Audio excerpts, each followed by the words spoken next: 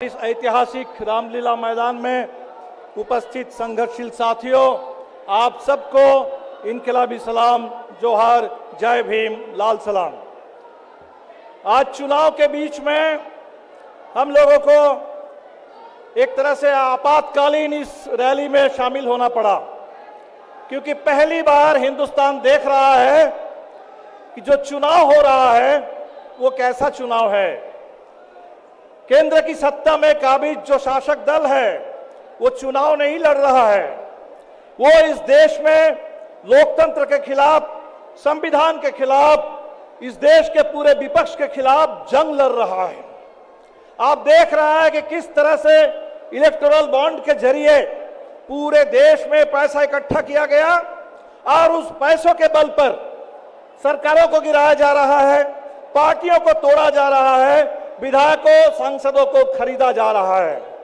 जिनको खरीद नहीं सकते, जिनको झुका नहीं सकते, उनको जेल में भेजा जा रहा है।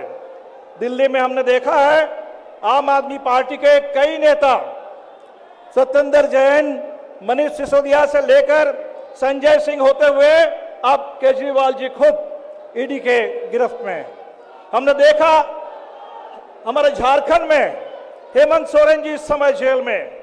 बिहार में हमारी पार्टी के जुझारू नौजवान दलित विधायक कॉमरेड मनोज मंजिल और उनके साथ 22 और साथी फर्जी मुकदमों में फंसा करके उनको जेल में डाला गया, उनकी विधानसभा की सदस्यता छीन ली गई। तो पूरे देश में ये चुनाव नहीं, लोकतंत्र के खिलाफ जंग का ऐलान किया गया और हम लोगों को इस जंग में लोकतंत्र को बचाने के लिए, इस देश के संविधान को बचाने के लिए अब निर्णायक लड़ाई लड़नी है, इस लड़ाई को जीतना है। साथियों, ज्यादा बोलने की जरूरत नहीं है। हमें याद है कि हिंदुस्तान में जिस समय संविधान लिखा जा रहा था, संविधान सभा में बहस हो रही थी कि भारत को कैसा शासन चाहिए। कुछ लोग थे जो कहते थे कि अमेरिका के तर्ज पर भारत को भी राष्ट्रपति शासन चाहिए, राष्ट्रपति शासित प्रणाली चाहिए।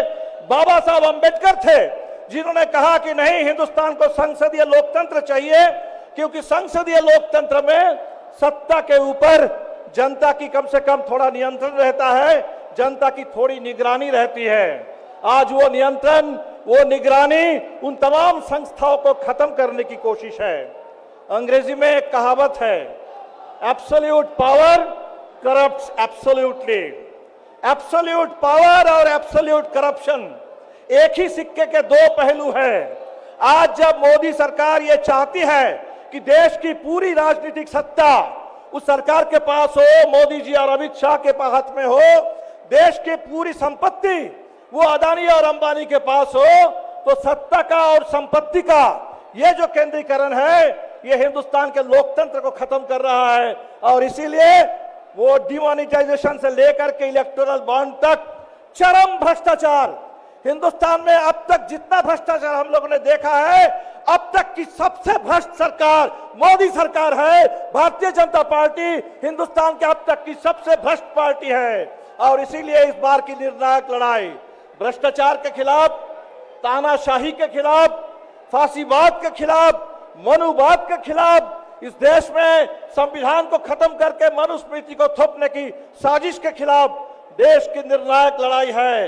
ये मार्च का महीना है, भगत सिंह के शहादत का महीना है, अप्रैल के महीने में चुनाव चलेगा, बाबा साहब अंबेडकर की जयंती का, फूले के जयंती का समय है। हम सब लोगों को मिलकर के बाबा साहब अंबेडकर, भगत सिंह के सपनों के हिंदुस्तान को बचाने के लिए और मोदी की ये जो तानाशाही है, इसलिए हम कहेंगे मोदी की तानाशाही को धूल चटाओ, इंडिया गठबंधन को विजयी बनाओ, हिंदुस्तान के संविधान और लोकतंत्र की हिफाजत करो, भगत सिंह और अंबेडकर के सपनों का हिंदुस्तान बनाओ। बहुत बहुत शुक्रिया। इनकलाब जिंदाबाद, जय भीम, लाल सलाम।